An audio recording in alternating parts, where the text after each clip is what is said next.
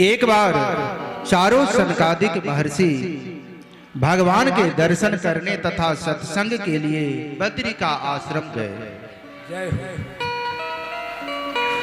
वहां पर उन्होंने देखा जो नारद जी चिंतित और व्याकुल है।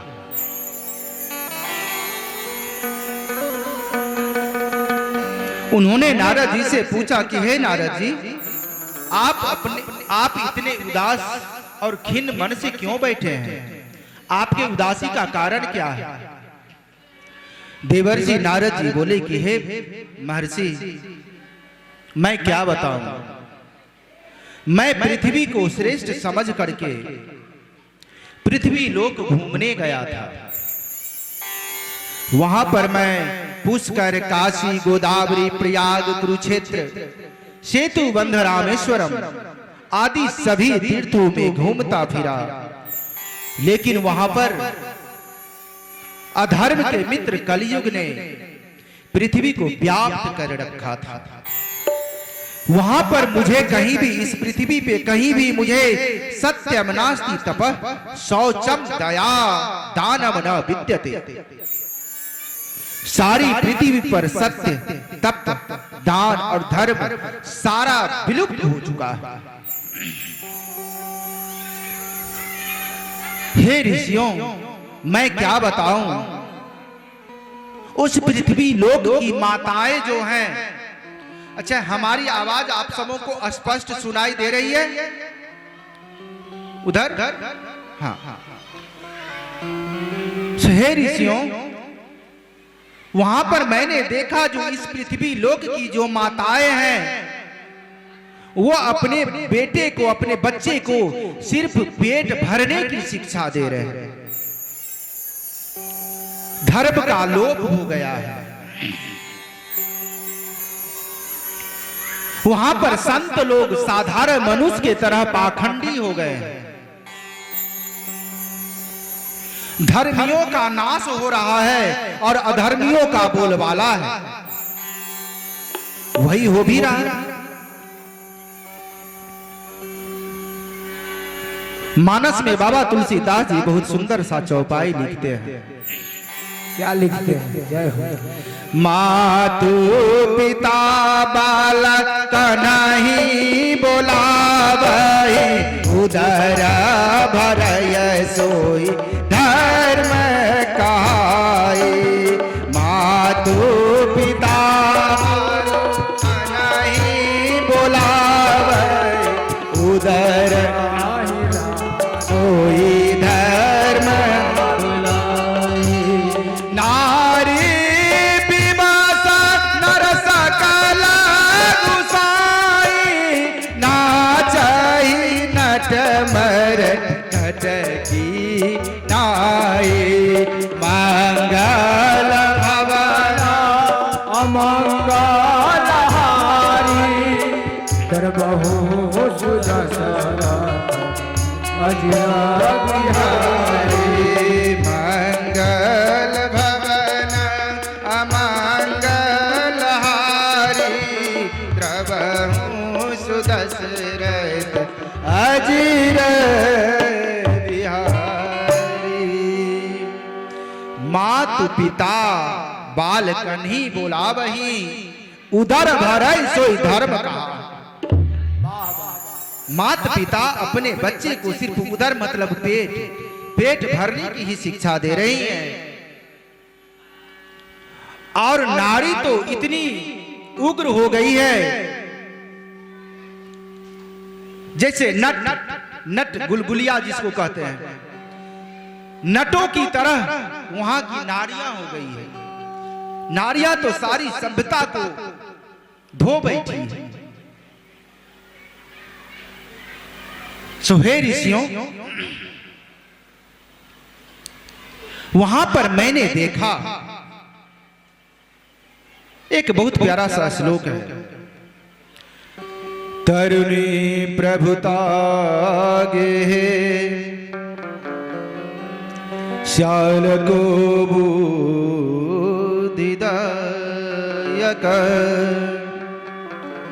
कन्या विकृणो दंपतिना चकल करम। हे ऋषिवर, वहां पर मैंने एक तरुण अवस्था वाली स्त्री को उदास चित्त और चिंता से व्याकुल देखा, और उस स्त्री के पास दो वृद्ध पुरुष लेटे हुए थे।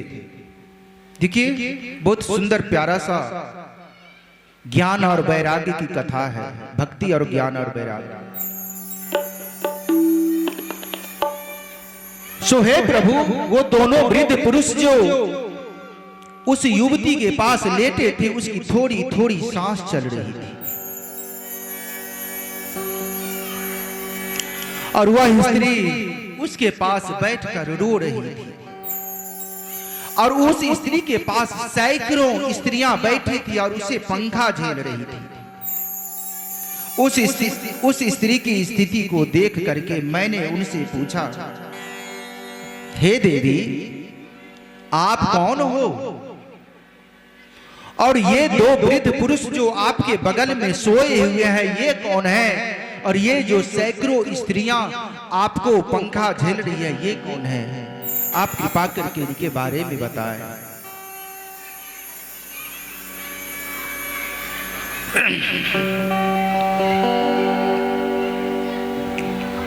नारद जी की वाणी को सुन करके वह स्त्री विह्वल हो गई और कहने लगी, हे ऋषिवर, भो भो साधोक्षणं तिष्ठ मच्चिन्तामपि नाशय, दर्शनं तव लोकस्य सर्वयागरं परम्। हे महात्मन, आप थोड़ी देर ठहर कर हमारी चिंता को दूर करें, क्योंकि संत का दर्शन संसार में सारे पाप तापों को मिटाने वाला है। जय हो, जय हो। जब मनुष्य के पूर्व जन्मों का फल, शुभ कर्मों का फल उदय होता है, तभी आप जैसे परोपकारी और महान संतों का दर्शन होता है। कहा भी गया है,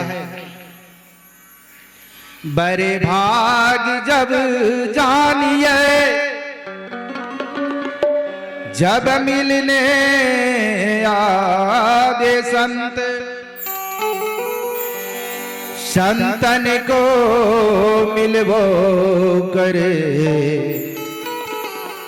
सब कष्टन को अंत। प्रेम से बोलिए संत समाज की जय। बड़े भाग जब जानिए जब मिलने आवे संत, संतन को मिलवो करे सब कष्टन को अंत। अगर अचानक आपके दरवाजे पे कोई संत पहुंच जाए तो समझिए आपका भाग्य उदय होने वाला है। कोई वैष्णव पहुंच जाए तो समझिए आपका भाग्य उदय होने वाला है। और कहीं ना कहीं वो आपके दरवाजे से खुशी होकर के जाते हैं तो आपके कष्टों का निवारण भी जरूर होता है। कोई भी हो, कौन जानता किस रूप में भगवान आ जाते हैं।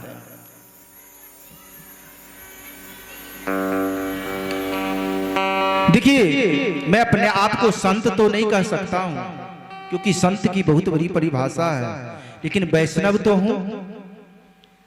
बहुत सौभाग्यशाली हैं आपके गांव के आशुतोष बाबा।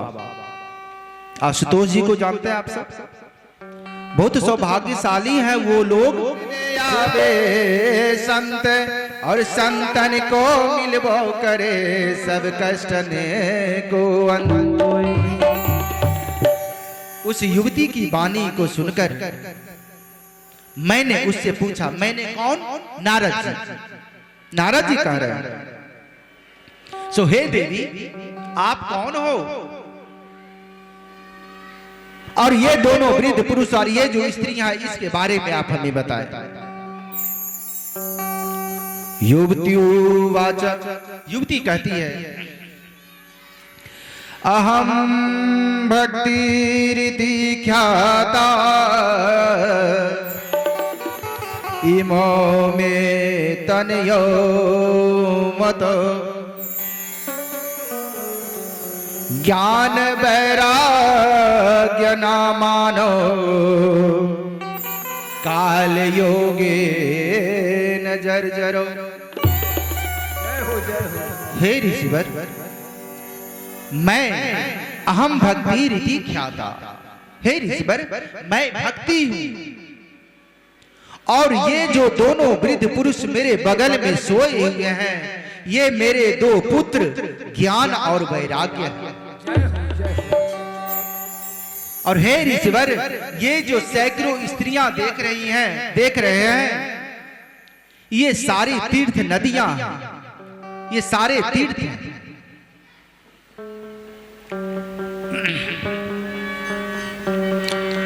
हे ऋषिवर, कलयुग के प्रभाव से मैं भी जर्जर हो गई हूं, और मेरे ये दोनों पुत्र वृद्धावस्था को प्राप्त हो गए। तरुणी स्त्री, तरुणी मतलब नवयुवती, जवान, और उसके सामने उसके दोनों पुत्र वृद्ध हैं, यानी बूढ़े हो गए हैं। उस मां के ऊपर क्या बीतती होगी।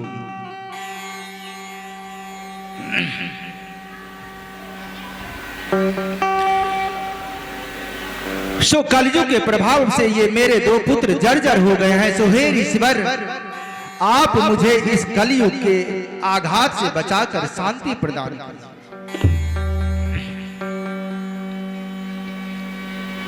नारद जी कहते हैं, जो हे देवी, मैं क्या करूं। इस कली काल में सदाचार का लोप हो गया है, यानी धर्म का लोप हो गया है। इस कलयुग में सज्जन दुखी, सज्जन माने अच्छे, अच्छे लोग दुखी होते हैं, और दुर्जन सुखी होता है। इस कलयुग में कहा गया है, धर्मे धाधहि पापे वृद्धि। पाप में वृद्धि होती है, किस चीज की, संपत्ति की वृद्धि। लेकिन हमें संपत्ति की वृद्धि नहीं करनी है, हमें भक्ति की वृद्धि करनी है। कहा भी गया है कि सबको रुसवा बारी बारी किया करो, हर मौसम में फतवे जारी किया करो। अरे फिर वही कोशिश जिंदा रहने की, कुछ तैयारी मरने की भी किया करो। तो मरने की तैयारी करनी है कैसे? भगवत भक्ति से, भगवान के नामों का स्मरण से। देखिए, कलयुग के बारे में बाबा तुलसीदास जी मानस में बहुत सुंदर सा चौपाई लिखते हैं।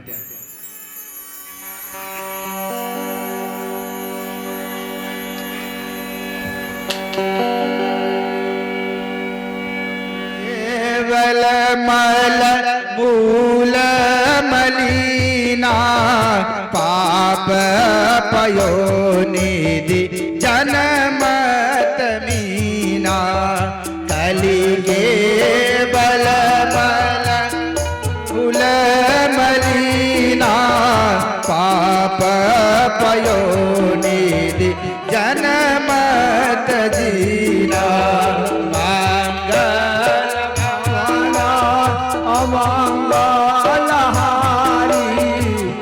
बहु सुदर्शन अजिरा बिहारी।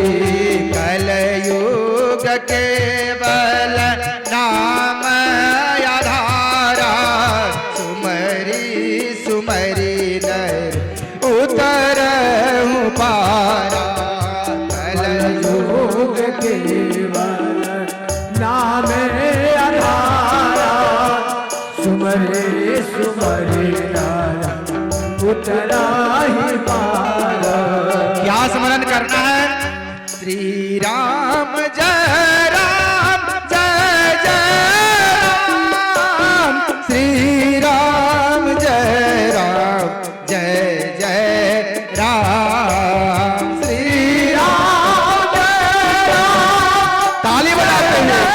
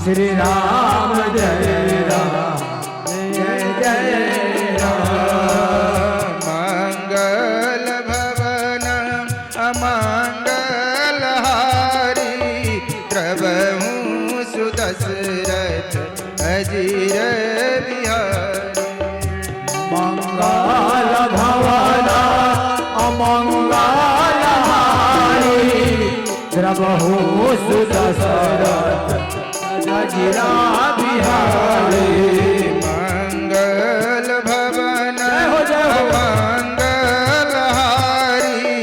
द्रवहूँ सुदशरथ अजर बिहारी।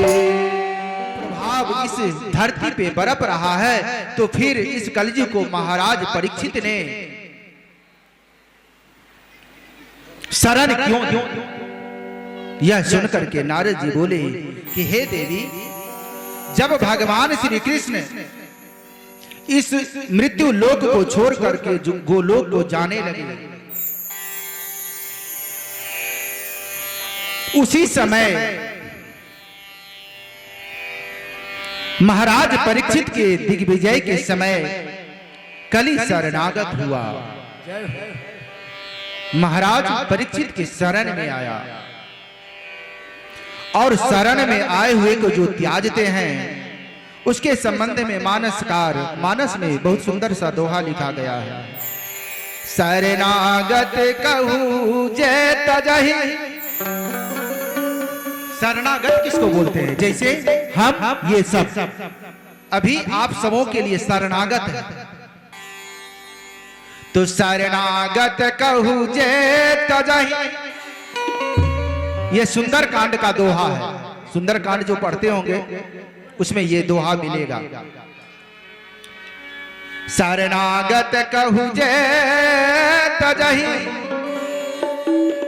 अरे निजय नहीं अनुमान। ते नर पावर पापमयी, तिन्हीं बिलोक तिहां। शरणागत को जो त्याजता है, देखिए हम जान रहे हैं जो आप हमारे दुश्मन हैं, फिर भी किसी भी विकट परिस्थिति में आप शरणागत हुए, आप मेरे शरण में आए, फिर भी दुश्मन जानते हुए भी आपको हमें स्वीकार करना चाहिए,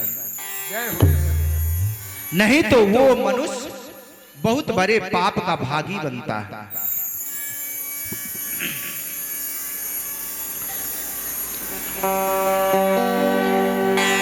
हे भक्ति, कलयुग में मनुष्य भगवान के नाम स्मरण से ही संसार सागर से पार हो जाता है। इस प्रकार जिस फल को प्राणी अन्य युगों में तपस्या, योग और समाधि से प्राप्त नहीं कर सकता, वही फल कलयुग में भगवान के नाम संकीर्तन से प्राप्त कर लेता है। बहुत सुंदर सा श्लोक है। यत् फलम नास्ति तपसा न योगेन समाधिना, यत् फलम लभते सम्यक् कलो केशव कीर्तना। इस कलयुग में भगवान के कीर्तन करने से ही मनुष्य सारे लाभों को प्राप्त कर लेता है। नारद जी के इन वचनों को सुन करके भक्ति बोलती है कि हे मुनिवर, आपके वचनों से मुझे बहुत बड़ी शांति मिली। आपके वचनों से ही ध्रुव और प्रहलाद ने साक्षात ईश्वर के दर्शन किए थे। ऐसे कल्याणकारी देवर्षि के चरणों में मैं बारंबार प्रणाम करती हूँ, बारंबार प्रणाम करती हूँ। जय हो, जय हो। प्रेम से बोलिए देवर्षि नारद की जय। नारद जी जाने लगे। भक्ति बोलती है, जो हे मुनिवर, हे देवर्षि, आप थोड़ी देर और यहाँ बैठो, क्योंकि तुम तसल्ली न दो, सिर्फ बैठे रहो। तुम तसल्ली न दो, सिर पे बैठे रहो, रंग महफिल का सारा बदल जाएगा।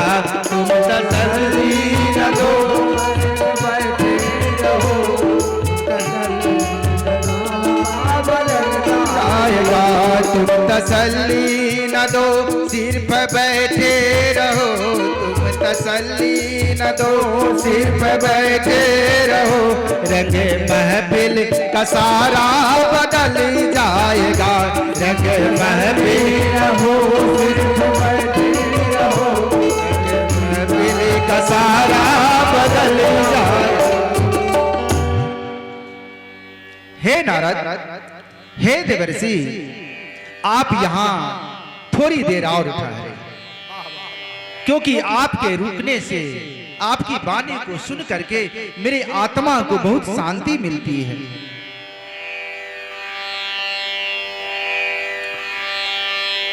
और नारद जी के साथ जो भक्ति की वार्तालाप हुई, उसे भक्ति को बहुत ही शांति प्राप्त हुई।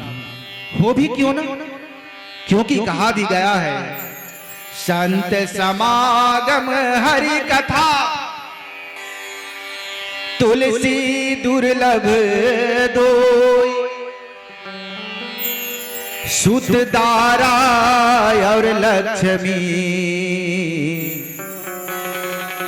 पापी के भी हो। संत समागम हरि कथा, मैं पहले ही 1 घंटा पहले ही बोला था, जो जिसके भाग्य में कथा श्रवण करना लिखा है वही यहां पधारे हैं। क्योंकि संत समागम हरि कथा, तुलसी दुर्लभ होय, तुलसी दुर्लभ दोई, सुत दारा, सुत मतलब बेटा, दारा मतलब पत्नी, सुत दारा और लक्ष्मी यानी धन दौलत, ये तो पापी के भी हो। अच्छे लोगों को भी, अब पापी को भी होता है ना, बेटा है, पत्नी है, अपार भंडार है। और संत समागम हरि कथा जिसके नसीब में है उसी को वही यहां पधारे हुए।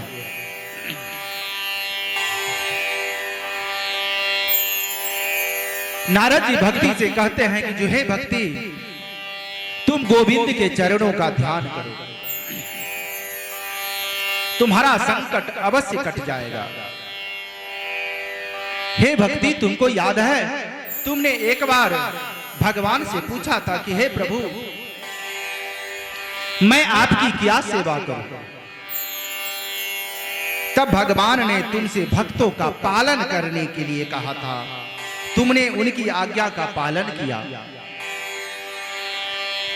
इससे भगवान ने प्रसन्न होकर के तुमको मुक्ति नाम की दासी दी थी और ज्ञान वैराग्य नाम के 2 सेवक दिए थे।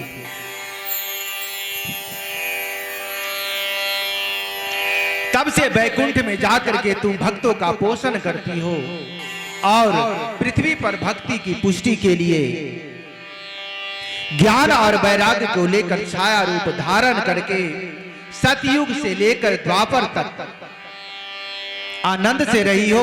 और कलयुग आने पर पाखंडियों ने तेरा अनादर किया, पाखंडों से पीड़ित होकर के मुक्ति बैकुंठ को चली गई और उसको जब बुलाती है तभी आती है। यानी हम आप संकीर्तन करेंगे, भगवत भक्ति करेंगे, तभी समझे भक्ति आएगी हमारे आपके बुलाने से, नहीं तो वो छुपी हुई रहती है कुछ पाखंडियों कुछ पापियों के डर से।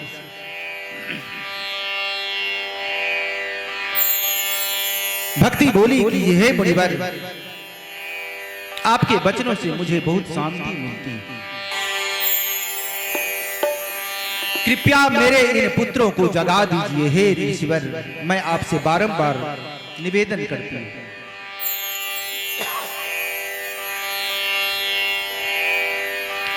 तत्पश्चात नारद जी ने वहां वेदांत और गीता का पाठ किया।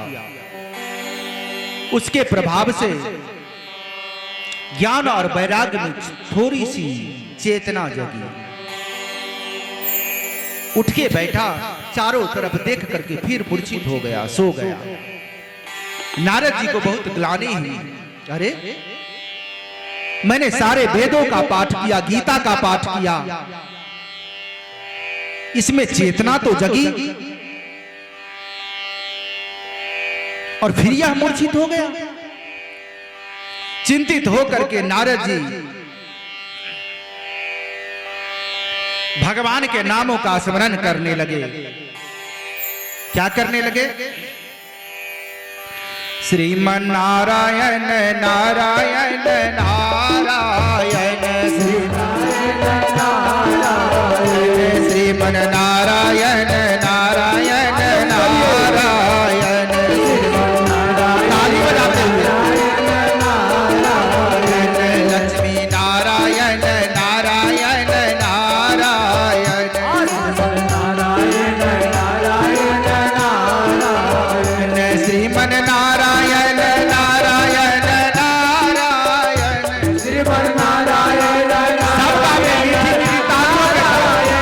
श्रीमन नारायण नारायण नारायण, श्रीमन नारायण नारायण नारायण, श्रीमन नारायण नारायण नारायण, श्रीमन नारायण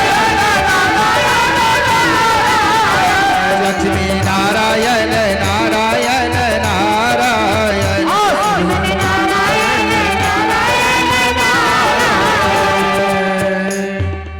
श्रीमन नारायण नारायण नारायण। तभी वहां आकाशवाणी हुई। व्योमवाणी तदैव भुवनमा ऋषिकी देतामिति, उद्यमा सफलस्तेयम् भविष्यति न संशय। हे नारद, तुम खेद मत करो, चिंता मत करो, आपका कार्य सफल होगा। तुम सत्कर्म का अनुष्ठान करो। सत्कर्म का उपदेश तुम्हें संतों के भूषण साधुओं से प्राप्त होगा, क्योंकि साधुनाम दर्शनम लोके सर्व सिद्धि करम परम,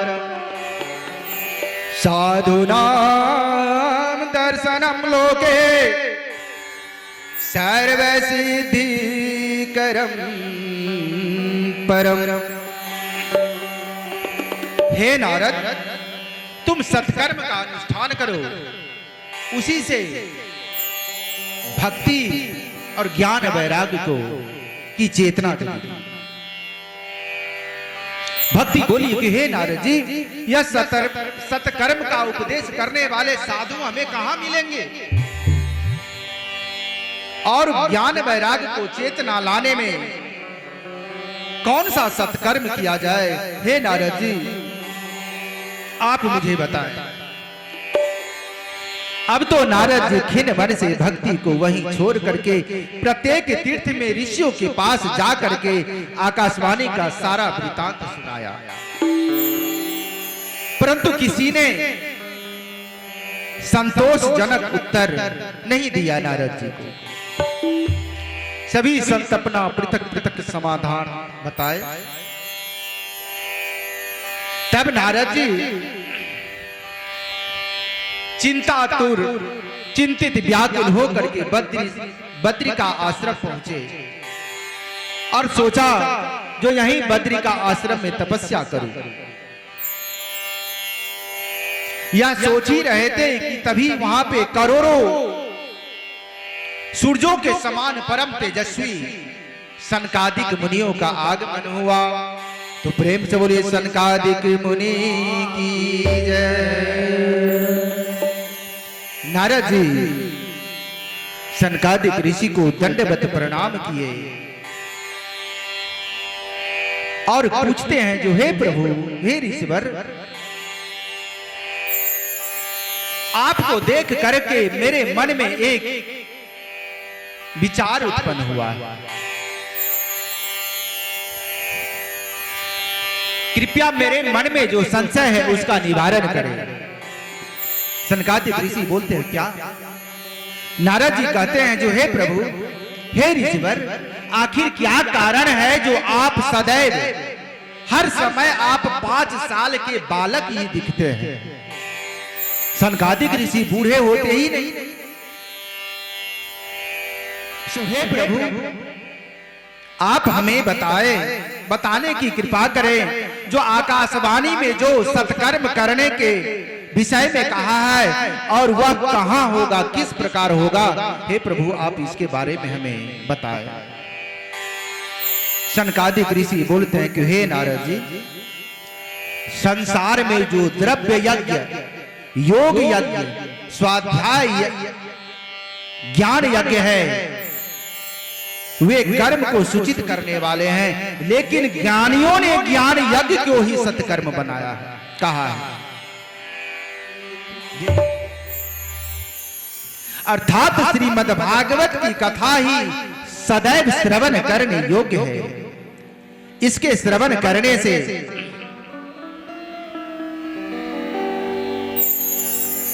भगवान हृदय में आ जाते हैं, सारे कष्टों से हमें मुक्ति मिलती है। हे नारद, एक बात जानते हो, इस भागवत कथा श्रवण करने से 4 पापियों का उद्धार होता है। 4 पापी कौन है? ब्रह्मघाती, ब्राह्मणों की हत्या करने वाला, वो महापापी होता है।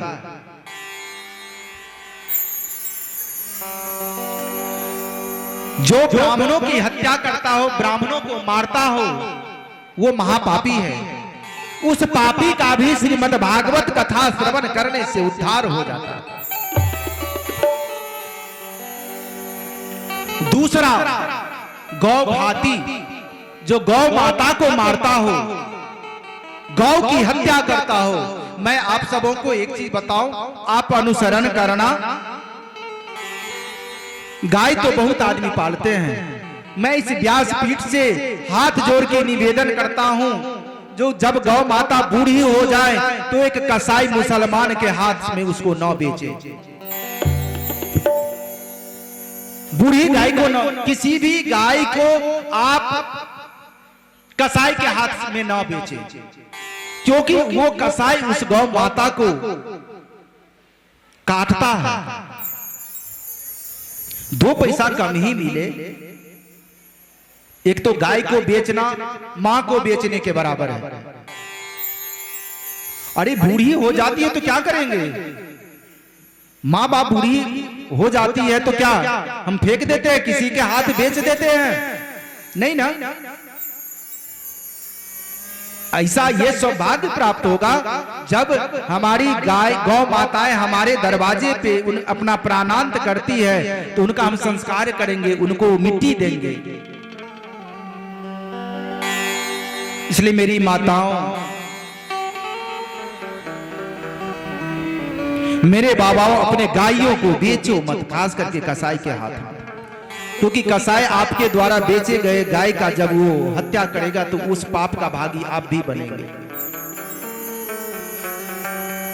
तो ब्रह्मघाती, गौघाती और तीसरा सुवर्ण चोर। सुवर्ण मतलब सोना। जो आदमी सोना चुराता है वो भी महापापी होता है।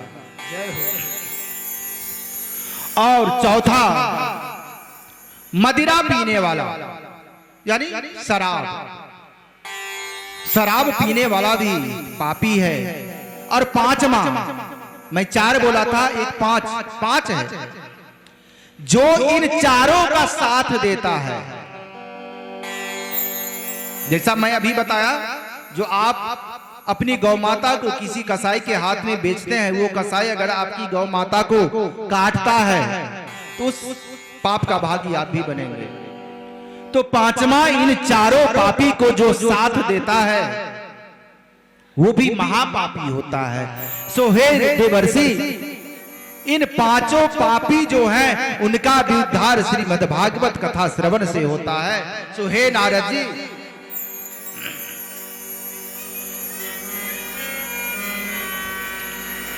तुम भागवत कथा का आयोजन करवाओ। नारद जी पुनः कहते हैं कि हे मुनियों, उस भागवत कथा यज्ञ का प्रारंभ कहां किया जाए और कितने दिन का विधान है और उसकी विधि क्या है, सो हे मुनिवर आप हमें विस्तार पूर्वक बताइए। सनत कुमार बोले, हे नारद जी, आप हरिद्वार में आनंद तट पर पहला कहां हुआ? उत्तर प्रदेश नेमिषारण्य बताया था ना, जो वहां भागवत का आयोजन हुआ। दूसरा देखिए, हरिद्वार में आनंद तट पर जाओ और वहां अनेकों संतों के आश्रम हैं। वहां पर अनेकों प्रकार के जंगली जीव जंतु आपस में बैर भेद को त्याग करके एक साथ रहते हैं। ऐसा है आनंद तट का वन, जहां शेर और खरगोश एक साथ खेलते हैं। सो हे देवर्षि नारद, तुम वहां जाओ और वहां ज्ञान और वैराग्य वो भी वहां पे स्वतः अपने आप पहुंच जाएंगे, क्योंकि जहां भगवान की कथा होती है वहां यत्र भागवती वार्ता तत्र भक्त्यादिकं ब्रजेत कथा शब्दं सवाकर्व्य तंत्रिकं तरुणायते।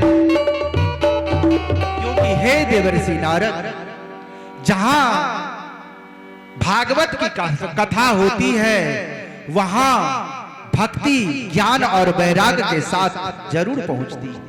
यहां भी पहुंची है। हो सकता है ये बच्ची घर में सोई हो, ऐसी का रूप धारण करके भक्ति यहां मौजूद हो। किसके रूप में कौन आ सकता है, आ जाता है, कोई कुछ पता नहीं है।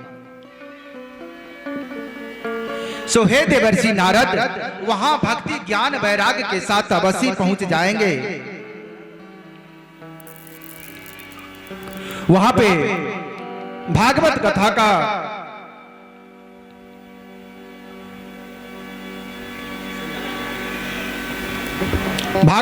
प्रारंभ हुआ।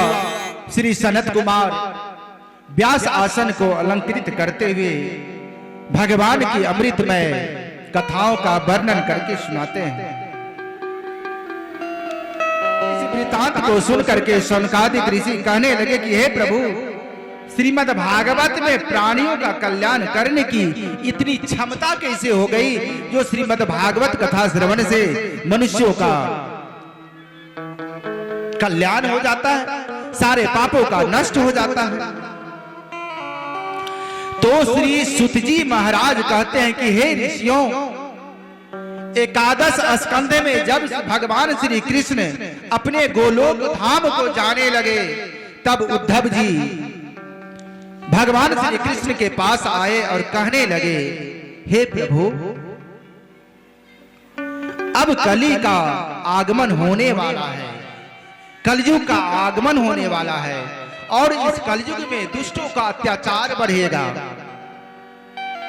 अधर्मियों के अत्याचार से प्राणी त्रस्त होंगे।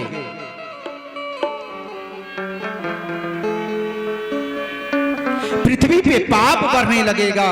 सो हे प्रभु, आप भी इस लोक को छोड़ के जा रहे हैं, तो जब मनुष्य अत्याचारों से त्रस्त होगा तो किसके शरण में जाएगा? हे प्रभु, आप इस लोक को छोड़ करके ना जाएं।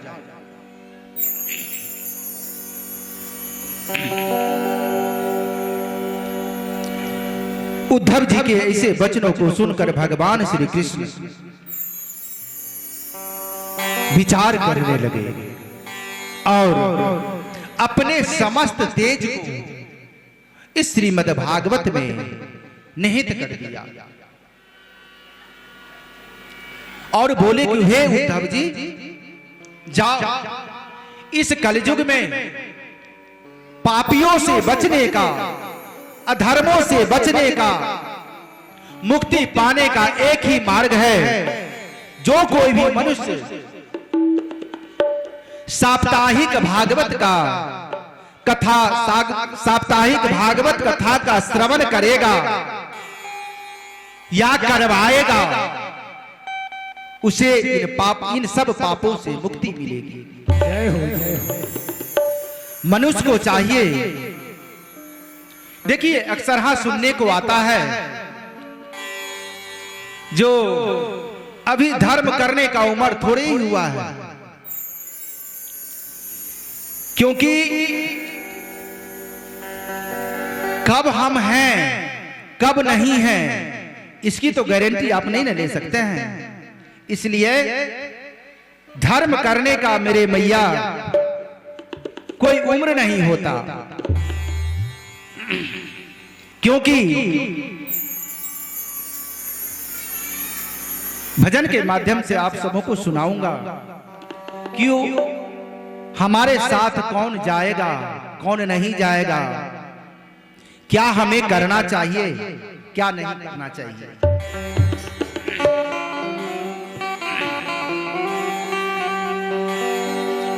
जाएगा जब यहां से मतलब इस कथा स्थली से नहीं, इस दुनिया से जाएगा जब यहां से, कुछ भी न पास होगा, 2 गज कफन का टुकड़ा तेरा लिबास होगा। जाएगा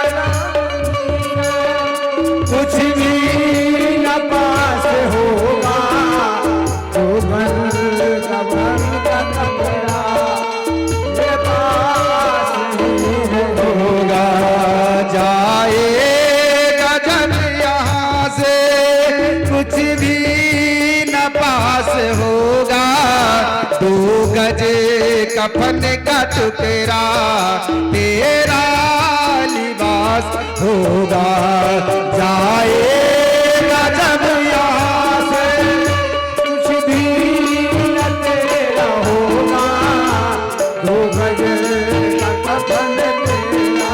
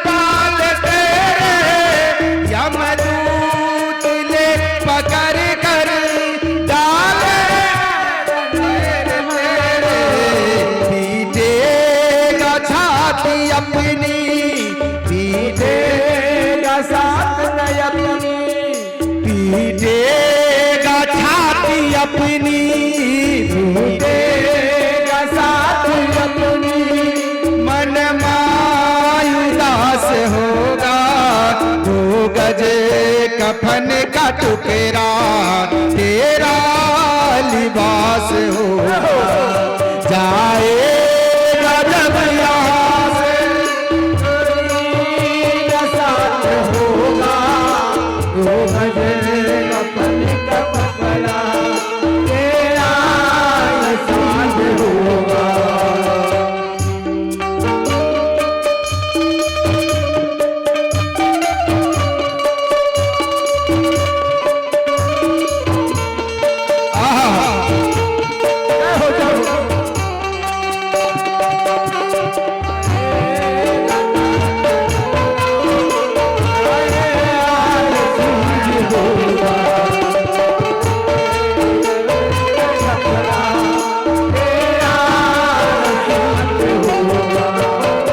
और जानते हैं हम सब, ये बेटा, ये बहू, ये पोता, ये पोती, ये पति, ये भाई, कोई किसी का नहीं है। साथ कौन है? कौन है मेरा अपना? यही ईश्वर।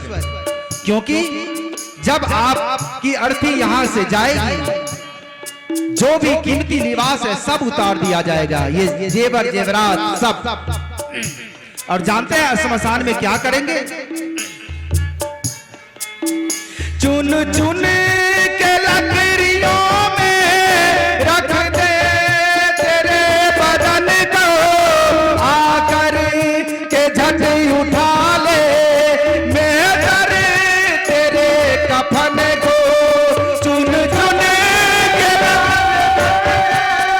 रख दे तेरे बदन को, आकर के झट उठा ले दे देगा आग तुझ में, दे देगा आग तुझ में, बेटा जो खास होगा, 2 गज कफन का टुकड़ा तेरा लिबास होगा। जाएगा जब यहाँ से, जाएगा जब यहाँ से, कुछ भी साथ होगा, 2 गज कफन का टुकड़ा तेरा ही साथ होगा। जाएगा जब यहाँ से। जय हो। जानते हैं वहां जाके पंच तत्व से शरीर भी बना है, और पंच तत्व से श्रीमद् भागवत का अर्थ समझाया था, तो उस पंच तत्व में विलीन हो जाएगा। कहां और कैसे?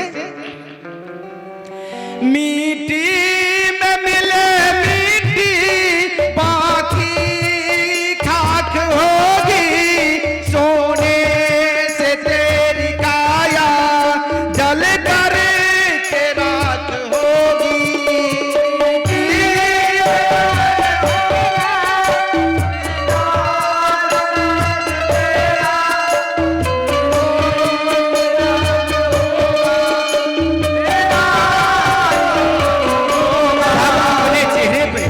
मेकअप पे, अपने साजो समरने पे बहुत जान देते हैं।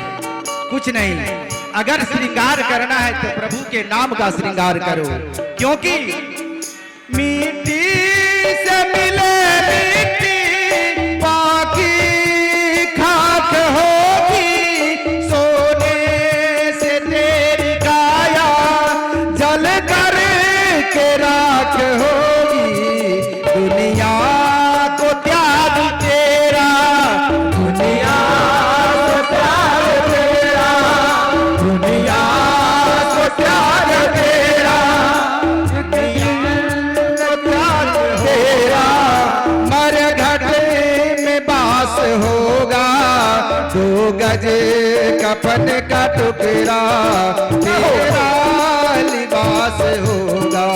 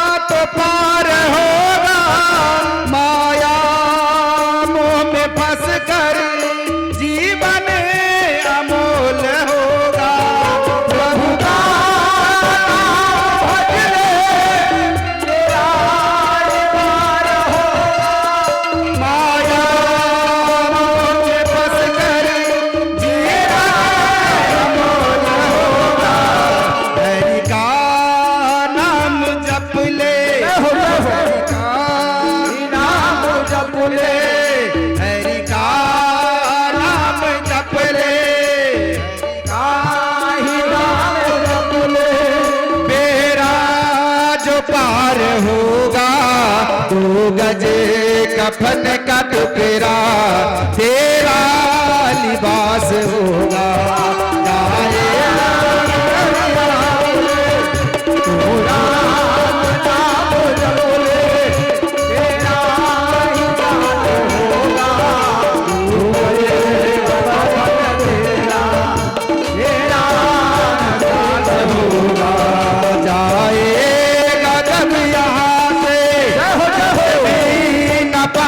होगा 2 गज कफन का टुकड़ा तेरा लिबास होगा। जाएगा जब यहाँ से कुछ भी कपास होगा, 2 गज कफन का टुकड़ा तेरा लिबास होगा, तेरा लिबास होगा,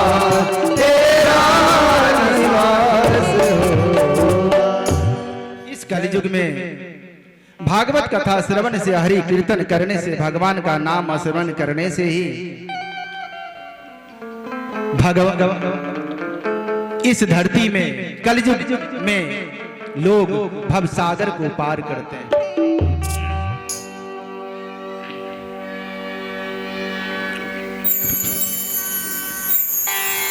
तुंगभद्रा तटे पूर्व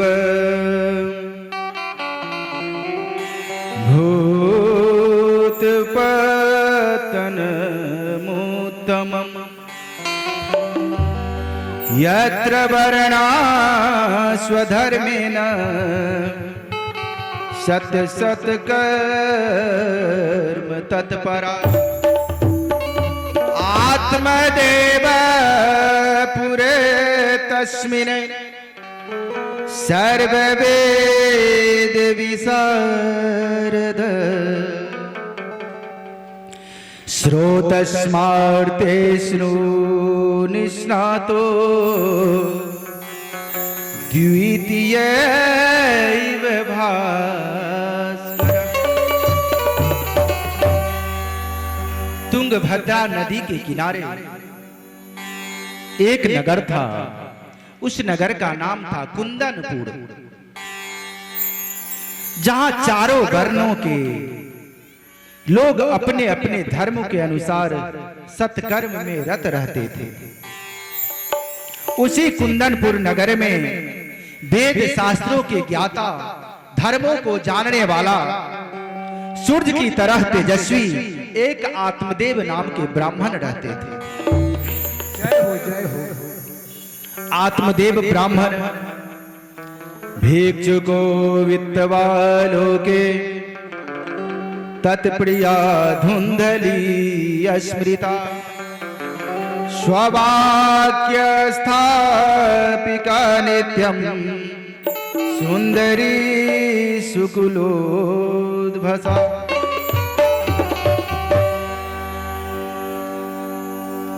उस कुंदनपुर नगर में आत्मदेव ब्राह्मण अपनी पत्नी के साथ, जिनका नाम था, उनकी पत्नी का नाम था धुंधली, अपनी पत्नी के साथ रहते थे।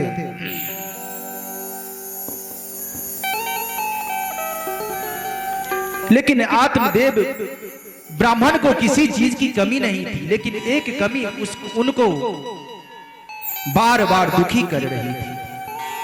वह क्या था? न पुत्री न पिवा पुत्रो ततः चिंता तुरो भीषण। न पुत्री न पुत्र। उस आत्मदेव ब्राह्मण के कोई संतान नहीं थे, जिस कारण आत्मदेव बहुत ही दुखी रहते थे। संतान प्राप्ति के लिए आत्मदेव जी ने यज्ञ किया,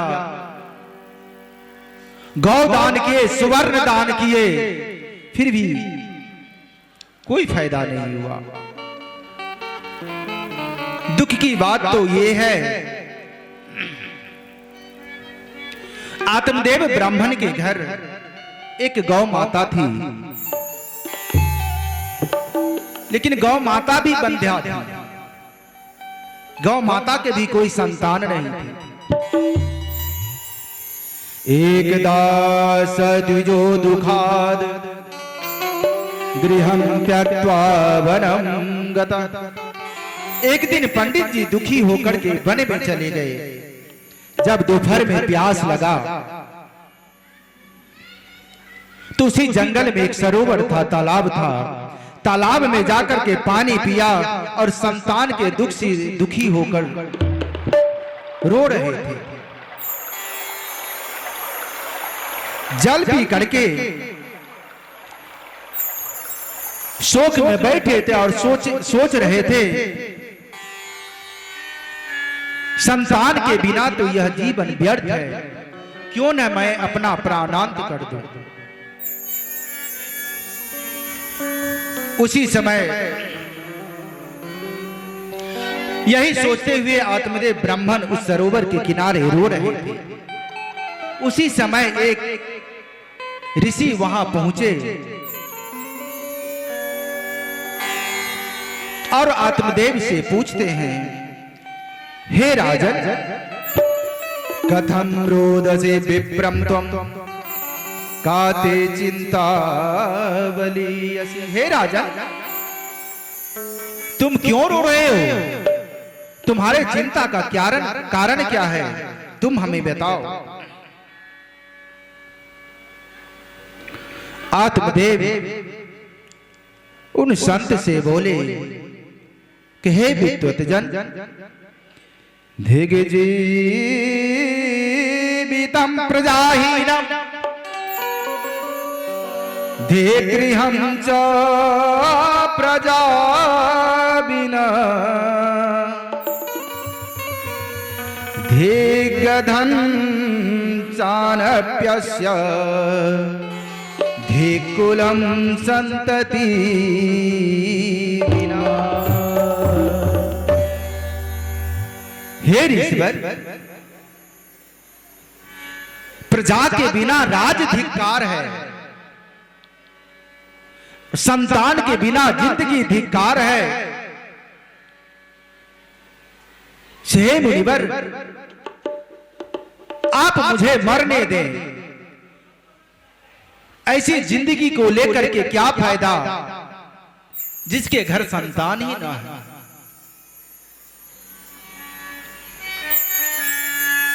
आत्मदेव जी अत्यंत दुखी हो करके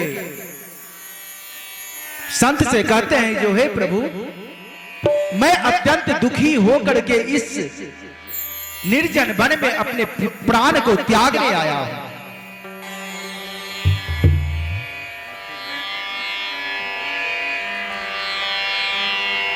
वो ऋषि आत्मदेव को बहुत समझाते हैं, जो हे राजा, तुम व्यर्थी पुत्र के वियोग में चिंतित हो।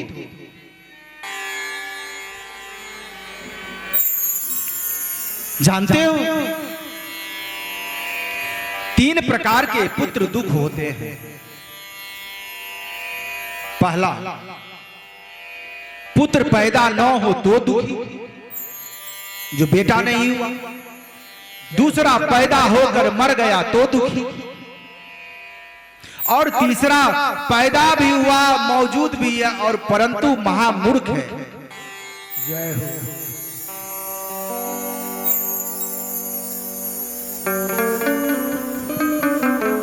तो ये परम दुखी है, परम दुख है। क्योंकि को ग्राम वास कुलहीन सेवा कुभोजनम क्रोधमुखी च भार्या मूर्खश्च पुत्रो विधवा च कन्या विनायग्निनासर प्रदहेत काय। हे ब्राह्मण देव, बुरे गांव में बसना, देखिए, जो गांव बुरा हो, अगर हमारे पड़ोसी बुरे हैं, हर रोज सुबह शाम सिर्फ झगड़ा का ही आवाज आता हो, गाली गलौज की आवाज आती हो, तो उस पड़ोसी के बगल में बसना भी दुर्लभ पाप है। वैसे पड़ोसियों को त्याग देना चाहिए।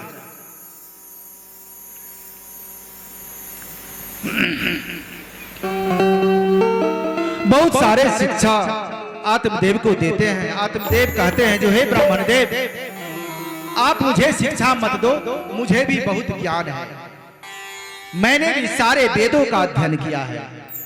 अगर आपको देना ही है तो आप मुझे पुत्र प्राप्ति का वरदान दो।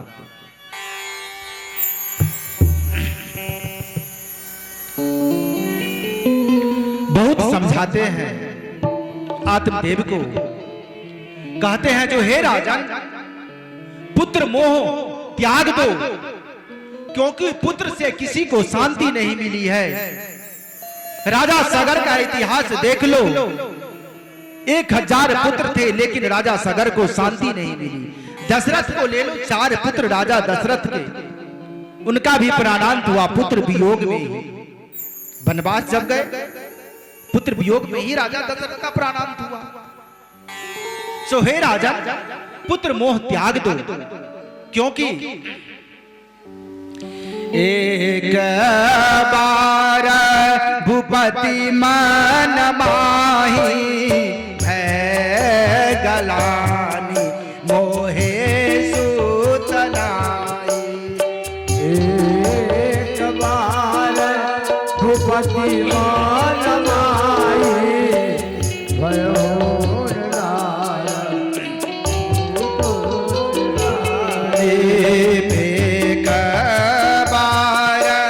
भूपति मन माही भय गलानी सुतनो ही नाही। एक बार भूपति मन माही भयो सुतनाई। मंगल भवन अमंगल हारी, द्रवहु सुदशरथ अजीर बिहारी। मंगल भवन अमंगल हारी, द्रवहु सुदशरथ अजीर बिहारी। मंगल भवन अमंगल हारी, द्रवहु सुदशरथ अजीर बिहारी। मंगल भवन अमंगल हारी, द्रवहु सुदशरथ अजीर बिहारी। तो हे राजा, जब राजा दशरथ जी पुत्र प्राप्ति के लिए अपने गुरु से कहते हैं जो हे गुरुवर, हे गुरुवर, मुझे बहुत ग्लानि हो रही है, जो मेरे एक भी सुत नहीं है, पुत्र नहीं है। जानते हैं गुरु राजा दशरथ को क्या कहते हैं? निज दुख सुख सब गुराई सुनाया, कहीं भी वशिष्ठ बहुविधि समझाया। कैसे दुख सब सुख गुराई सुनाया, कहीं वशिष्ठ बहुविधि समझाया। क्या समझाते हैं गुरु वशिष्ठ? राजा दशरथ को कहते हैं जो हे राजा, धरहु धीर होई है सूत चारी, त्रिभुवन विदित भगत भयहारी। धरहु धीर होई है सूत चारी, त्रिभुवन विदित भगत हरि। मंगल भवन अमंगल हारी, द्रवहु सुदशरथ अजीर बिहारी। मंगल भवन अमंगल हारी, द्रवहु सुदशरथ अजीर बिहारी। मंगल भवन अमंगल हारी, द्रवहु सुदशरथ अजीर बिहारी। मंगल भवन अमंगल हारी द्रवहु सुदशरथ अजीर बिहारी। सो हे राजा, गुरु वशिष्ठ ने राजा दशरथ को पुत्र प्राप्ति का वरदान दिया था और पुत्रेष्टि यज्ञ करवाने के लिए कहा था। सो हे राजन, अगर तुझे पुत्र की लालसा है तो लो, एक फल उस ब्राह्मण ने आत्मदेव को दिया। जाओ, इस फल को तुम अपनी पत्नी को खिला देना, तुझे अवश्य पुत्र रत्न की प्राप्ति होगी। आत्मदेव ब्राह्मण बहुत ही हर्षित मन से अपने घर की तरफ आते हैं और रास्ते ही से कहते हैं, अरे ओ सुंदरी, अरे ओ प्रिय,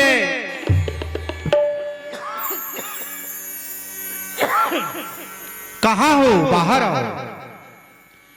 माता धुंधली दौड़ी दौड़ी आती है, सोचती है जोरे लगता है आज ब्राह्मण देव को कुछ अच्छा सा दक्षिणा मिला है, शायद किसी यजमान ने स्वर्ण आभूषण दिया होगा, इसीलिए ये इतने आनंदित हुए।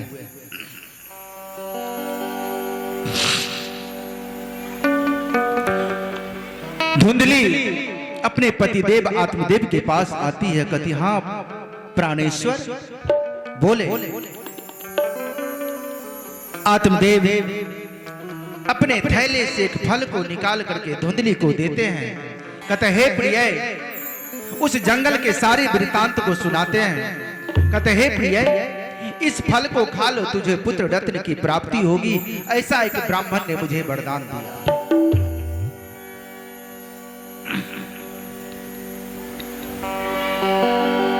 अब धुंधली सोचती है कि अरे मैं इस फल को खाऊंगी, मैं गर्भवती हो जाऊंगी, मेरा पेट फैलेगा, मेरा भोजन कम हो जाएगा, जब प्रसव पीड़ा होगी तो बहुत वेदना होगी। ना बाबा ना, मैं इस फल को नहीं खाऊंगी, मन में सोच रही है, क्योंकि बंध्याया विधवा नारी सुखनी चेत। इस संसार में कौन सा नारी सुखी है, बंध्या या विधवा? जो विधवा नारी है वो भी सुखी है, क्योंकि पति का डर भय नहीं है, और जो बंध्या है, बाज है, वो भी सुखी है। धुंधली के हिसाब से धुंधली मन में सोच रही है, सुना मैं इस फल को नहीं खाऊंगी। धुंधली की एक बहन थी,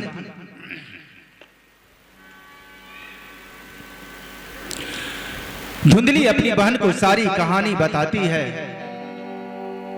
धुंधली की बहन बोलती है, जो हे बहना, साबे पहिरे ढोंगते खाबे पहिरे ढोंगते,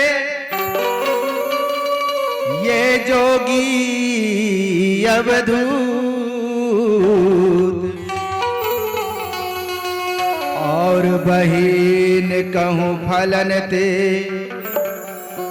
होत न देखे पूत।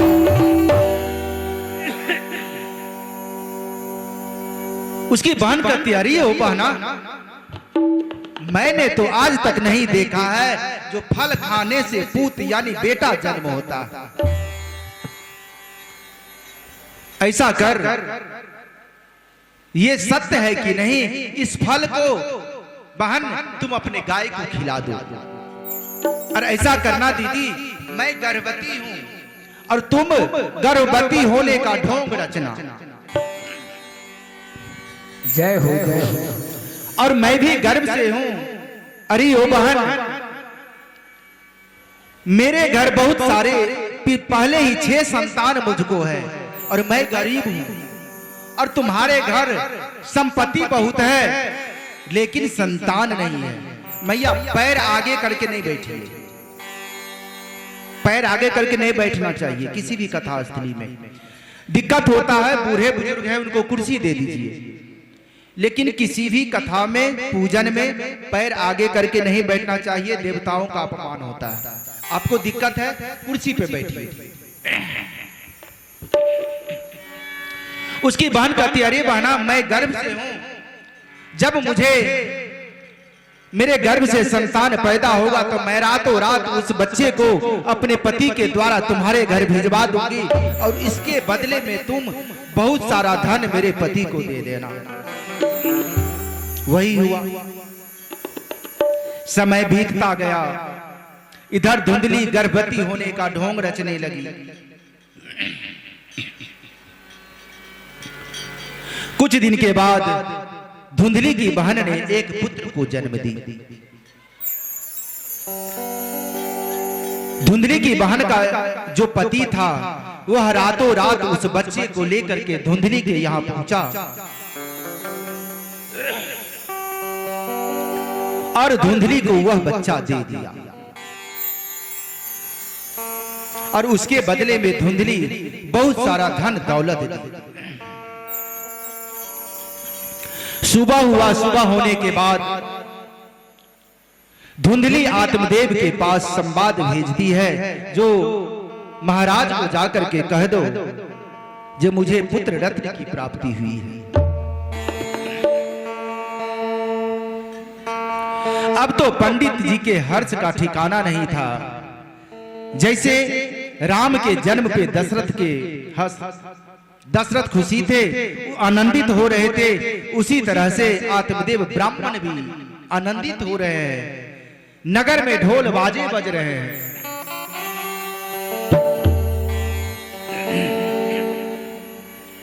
देखिए, मानस में राम जन्म के बाद दशरथ की खुशी पे मानस कर बाबा तुलसीदास जी बहुत सुंदर सा चौपाई लिखते हैं। दशरथ पुत्र जन्म सुनि काना, मान ब्रह्मा दसमाना। दशरथ पुत्र मानव ब्रह्मा नंद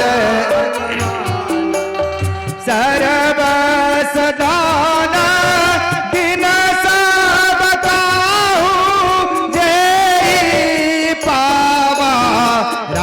नहीं ताहू मंगल अमंगल हारी द्रवहु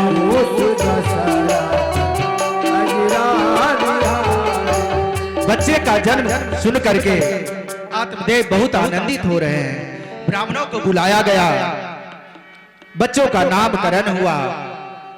धुंधली के पेट से पैदा लिया था, इसीलिए उस बच्चे का नाम धुंधकारी रखा गया। अब आगे देखिएगा, जैसा नाम वैसा काम, इसलिए बच्चों का नाम सोच समझ के अच्छा रखना चाहिए। उसका विचार भी वैसा ही होते गया। और इधर उस फल को खाने से गौ माता गर्भवती हो गई थी।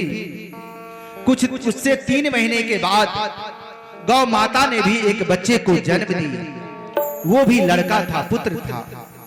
अब तो आत्मदेव के खुशी का दूना ठिकाना हो गया, दुगनी खुशी हो गई।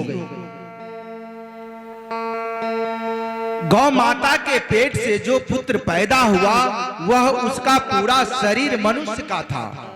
ऐसा नहीं जो वो बछड़ा था सो नहीं, मनुष्य का था। और कान जो था सो गाय का था। जय हो, जय हो। अब तो दोहरी खुशी हो गई आत्मदेव ब्राह्मण के। ब्राह्मणों को दान देने लगे, गरीबों को दान देने लगे। फिर ब्राह्मणों को बुला करके उस बच्चे का भी नामकरण किया गया। गौ माता के गर्भ से पैदा लिया था और उस बच्चे का कान गाय के समान था, इसीलिए उस बच्चे का नाम गोकर्ण रखा गया। बोलिए गोकर्ण जी महाराज की। उसके बाद बच्चे का नामकरण हुआ। कर्णवेद होता है, सारे संस्कारों से परिपूर्ण किया जाता है बच्चों को। जैसे मानस में भगवान श्री राम का सब संस्कार हुआ था। करन बेदयुपबीत बिया संग संग भाये उठा। करन बेद बिया संग संग सब भाये उठा। मंगल भगवान अमंगल हारी द्रवहु सुदशरथ अजरा बिहारी। विमल बंसायहु अनिचित बंधु बिहाई बरैया विषेकु। मंगल मंगल हारी द्रवहु सुदशरथ अजरा बिहारी। मंगल भवन अमंगल हारी द्रवहु सुदशरथ अजिर बिहारी। मंगल भवन अमंगल हारी द्रवहु सुदशरथ अजिर बिहारी। सारा संस्कार करवाया गया। धीरे धीरे दोनों बच्चे बड़े होते गए। धुंधकारी का स्वभाव अति दुष्ट होता गया और वही गोकर्ण जी महाराज बहुत ही शांत चित्त भक्ति में लीन रहने वाले बालक थे।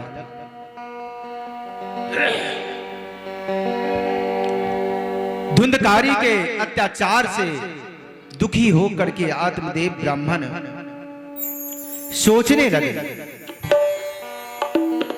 जो ऐसे पुत्र से अच्छा तो बाँझ ही रहता। मेरी क्या मति मारी गई जो उस ब्राह्मण से, उस ऋषि से मैंने पुत्र की हट हट ना, वो सही कहते थे। इस मूर्ख पुत्र से अच्छा, इस दुष्ट पुत्र से अच्छा तो पुत्र ना होता वही सही। उसके अत्याचारों से दुखी होकर के आत्मदेव सोचते हैं, जो क्यों ना अपने आप का अंत कर दूं, समाप्त कर दूं अपने आप को।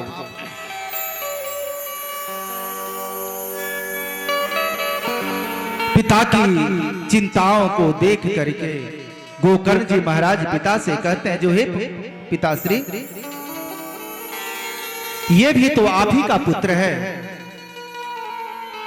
और पुत्र से सुख और दुख ये तो अपने प्रारब्ध से ही प्राप्त होता है। क्योंकि कबीरा सब जग निर्धना, धनवंता नहीं कोई। धनवंता सोई जानिए, कबीरा सब जग निर्धना, धनवंता नहीं कोई।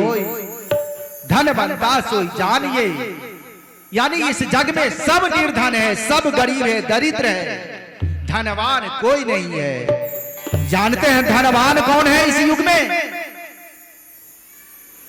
धनवंता सोई जानिए, जाके राम नाम धन होय। जय हो जय हो।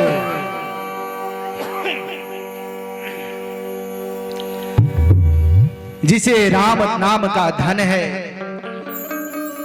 वही इस जग में धनवान है, नहीं तो सब निर्धन है, दरिद्र है।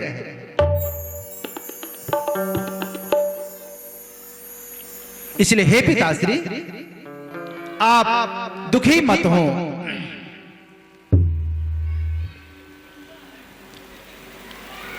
आप तपस्या करने के लिए जंगल को चले जाएं।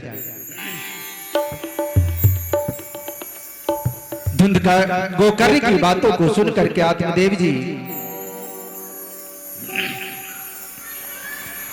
जंगल में तपस्या करने चले गए।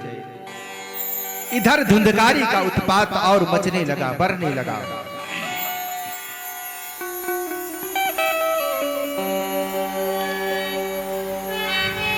धुंधकारी के अत्याचारों को देखकर गोकर्ण जी महाराज भी जंगल चले गए तपस्या करने के लिए। इधर धुंधकारी की मां धुंधली बहुत दुखी हो रही थी धुंधकारी के अत्याचारों से। दुखी होकर के धुंधली ने एक दिन अपना प्राणांत कर लिया, अपने प्राणों की आहुति दे दी।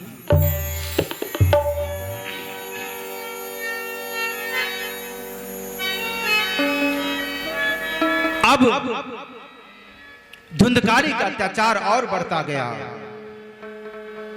वेश्यावृत्ति करना, मदिरा पान करना, चोरी करना। एक दिन की बात है,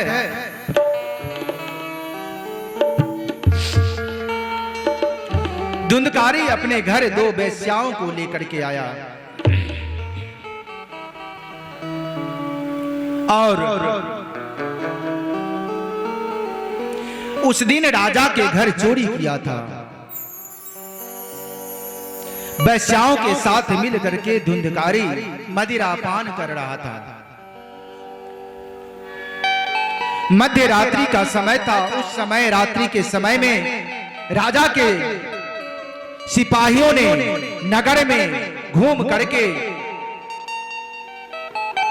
बोल रहा है, सावधान हो, सावधान, सुनो सुनो सुनो, राजा के घर चोरी हुई है, राजा के घर चोरी हुई है।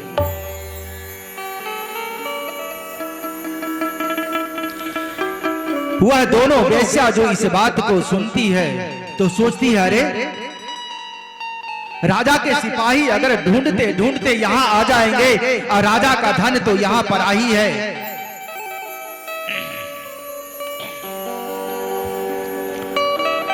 तो राजा के सिपाही हमें बंदी बना करके ले जाएंगे और राजा मुझे प्रताड़ित करेगा, दंड देगा। क्यों ना इस धन को चुरा करके यहां से चले जाए।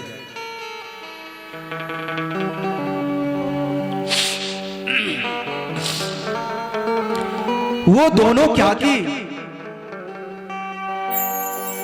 नशे में धुत उस धुंधकारी को अत्यधिक मदिरा पान करवाने लगी। जब मदिरा पीते पीते वह बेहोशी की हालत में आ गया, तब वो दोनों क्या करती है, एक सरिया लेकर के उसको आग में गर्म करती है। और जब वो सरिया, लोहे का सरिया जब आग में धकने लगता है, लाल हो जाता है, तब उस लोहे के सरिये को धुंधकारी के मुंह में डाल करके कंठ से नीचे उस सरिये को उतार देती है और वहीं धुंधकारी का प्राणांत हो जाता है, उसके प्राणों का अंत हो जाता है। और वह दोनों उस राजा के घर से चुराए हुए धन को लेकर के और धुंधकारी को उसी घर के अंदर गड्ढा खोद के उसी जमीन में गाड़ देती है और वो धन लेकर के चली जाती है।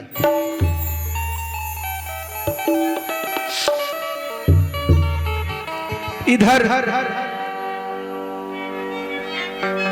जंगल में भगवत भक्ति करते हुए गोकर्ण जी महाराज को घर की याद आई। जो चलो बहुत दिन हो गए यार, घर पे माताओं का दर्शन कर लूं। एक छोटा भाई, एक बड़ा भाई है, उसके भी दर्शन कर लूं। धुंधकारी बड़ा था गोकर्ण से। यही सब मन में विचार करते हुए गोकर्ण जी महाराज अपने घर को आए। वहां जब आए तो देखे जो घर के आंगन में जंगल भर गया है, यहां कोई दिख नहीं रहा। पड़ोसियों से गोकर्ण जी महाराज को सारा वृतांत पता चला। वही बरामदे पे एक चादर बिछा करके गोकर्ण जी महाराज लेट गए। संध्या का बेला था, निद्रा आ गई, नींद आ गई गोकर्ण जी महाराज को। इतने में जब नींद आ गई तो गोकर्ण जी महाराज को रोने की आवाज आती है। उठ करके चारों तरफ देखते हैं, अरे कौन, कहीं कोई दिखाई नहीं देता। पूछते हैं कौन है, सामने आओ।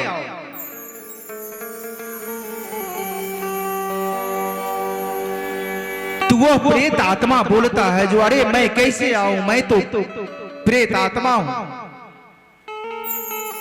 कौन हो तुम?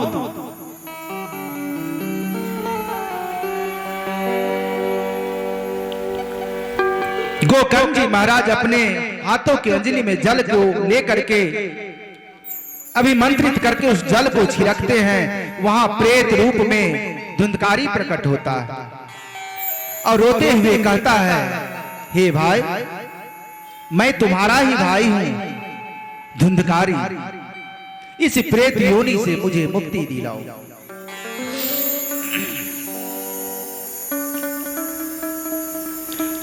सब विधि पूर्वक गोकर्ण जी महाराज गया जी जाकर के धुंधकारी का श्राद्ध किए। फिर भी धुंधकारी को मुक्ति नहीं मिली। एक बार नहीं, दो बार नहीं, 7 बार, 7 बार धुंधकारी का श्राद्ध हुआ गया जी में, फिर भी धुंधकारी को मुक्ति नहीं मिली।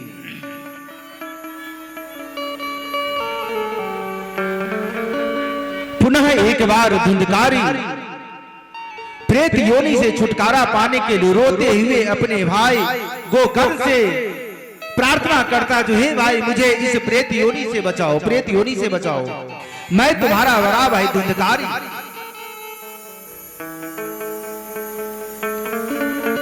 गोकर्ण जी कहते हैं, रे भैया, मैंने तो तेरा 7 बार गया जी में श्राद्ध किया, फिर भी तुझे मुक्ति नहीं मिली।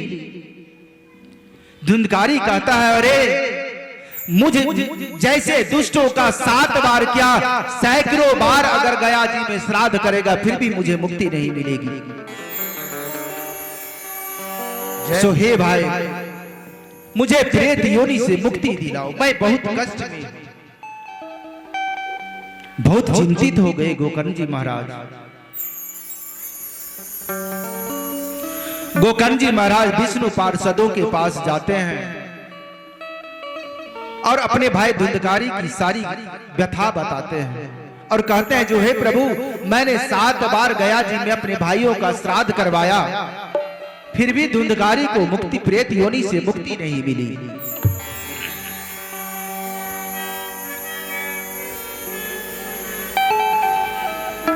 सो हे प्रभु, आप मुझे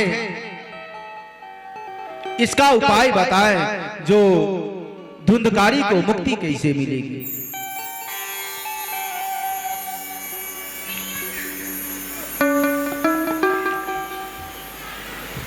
देव सूर्य जी कहते हैं कि हे भक्त, श्रीमद् भागवत कथा श्रवण करने से तेरे भाई को मुक्ति मिलेगी, अतः श्रीमद् भागवतार मुक्ति सक्ताहम वाचनम कुरु, साप्ताहिक भागवत का अनुष्ठान करवाओ और उसमें धुंधकारी को स्थान दो और 7 दिन की कथा श्रवण करने से धुंधकारी को मुक्ति मिलेगी। गोकर्ण जी महाराज भागवत कथा का आयोजन करवाए और वहां एक 7 गांठ का, गांठ मतलब बांस में गांठ होता है ना, पोड़ बोल जिसको बोलते हैं, 7 पोड़ का बांस वहां गाड़ा गया और उस पे धुंधकारी का मंत्रों के साथ आवाहन हुआ। कथा प्रारंभ हुई। प्रथम दिवस के कथा से एक गांठ फटा, दूसरे दिन की कथा से दूसरा गांठ फट गया।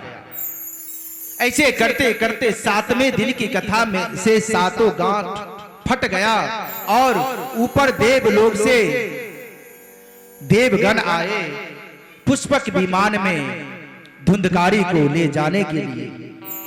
जय हो जय हो। गोधाम प्राप्त हुआ धुंधकारी को। और इधर गोकर्ण जी महाराज कहते हैं कि हे प्रभु, कथा तो इन सबों ने सुनी है, तो फिर गोलोक सिर्फ धुंधकारी को ही क्यों, इन सबों को क्यों नहीं?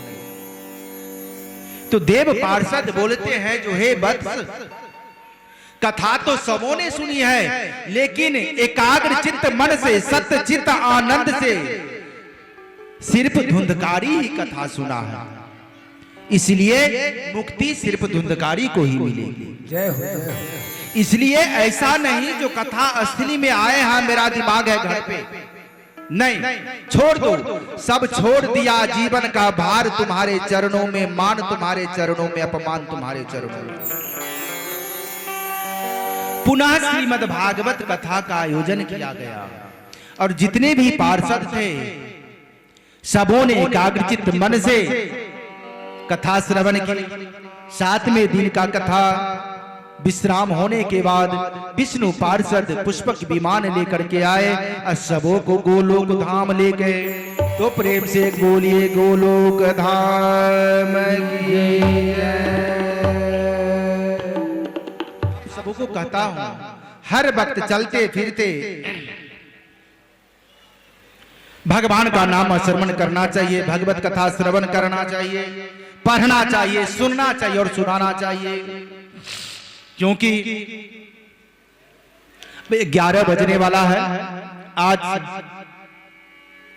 आत्मदेव की कथा के साथ आज की कथा को यहीं विश्राम देंगे और कल पुनः 7 बजे से मैं ये नहीं कहूंगा जो ज्यादा से ज्यादा संख्या में आवे, नहीं, मैं यही कहूंगा जिसके नसीब में कथा का अमृत पान करना लिखा होगा वही यहाँ पे आ सकते हैं और वही यहाँ पे टिक सकते हैं। दिखे और गोपी पकड़े कान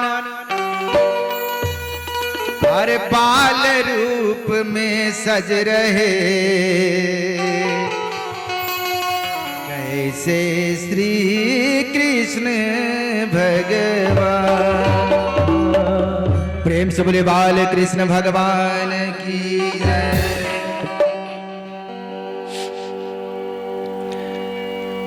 जग असार में सार रसना, हरि हरि बोल।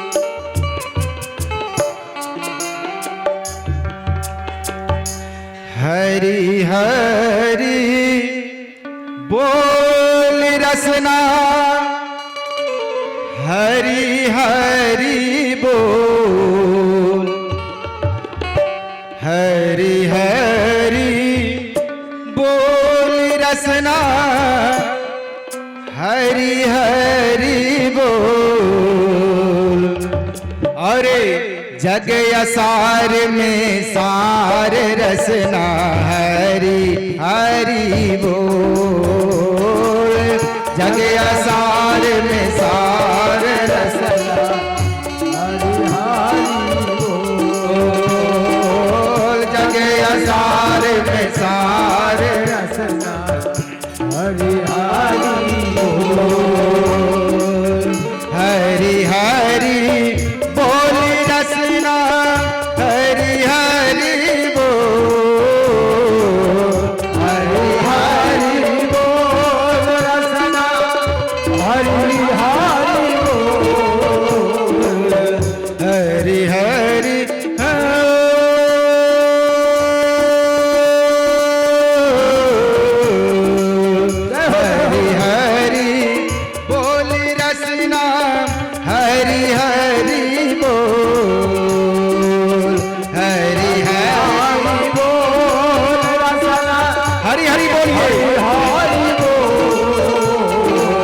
जग असार में में सारे रसना हरि बोल। जगे असार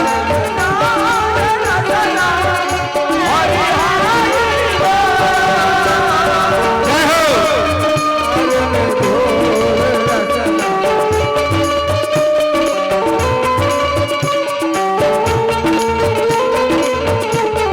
गाने बजाते हुए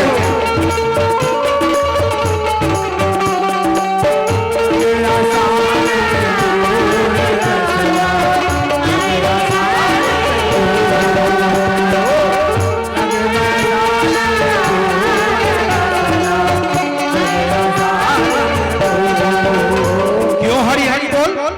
क्योंकि यह तन है एक जर्जर नैया, केवल है हरि नाम के भैया। यह तन है एक जग में केवल नाम है। यह तन है एक जर्जर नैया, केवल है हरि नाम के भैया। जग में है हरि नाम के भैया। केवल है हरि नाम के भैया। केवल है हरि नाम के भैया। केवल है हरि नाम के भैया। केवल है हरि नाम के भैया। हरि से नाता जोर रसना हरि हरि बोल। जगे असार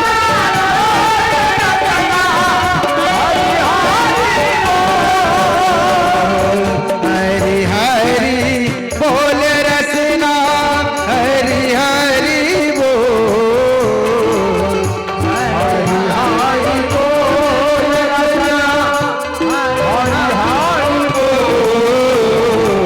जगे असार में सार रसना हरि हरि बोल।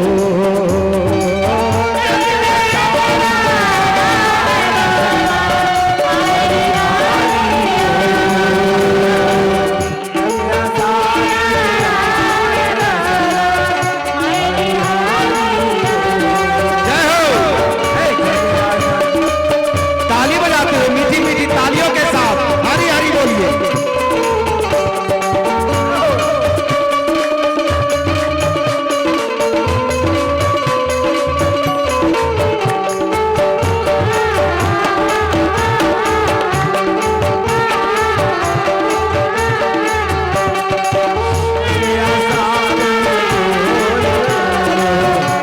बहुत अच्छा।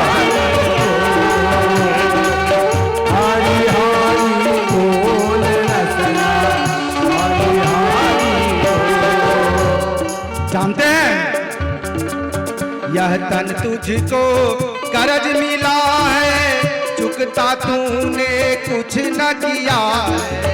यह तन तुझको दिया है। तुझने तुमको कुछ न किया है। यह तन तुझको करज मिला है, चुकता तूने कुछ न किया है। यह तन तुझको जन्म दिया है। उसका तुमने कुछ न किया है। चुकता तूने कुछ न किया है। उसका तुमको कुछ न किया है। चुकता तूने कुछ न किया है। उसका तुमने कुछ न किया है। जग से नाता जोर रसना हरि बोल।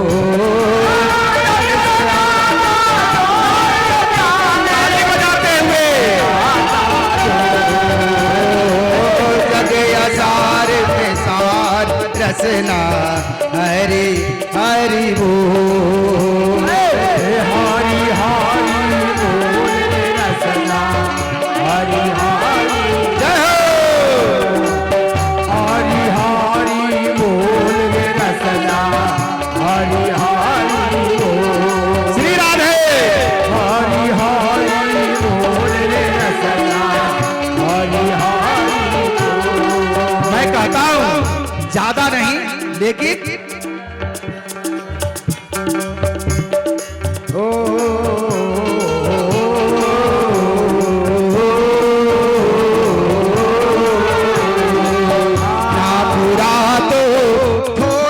कर ले राम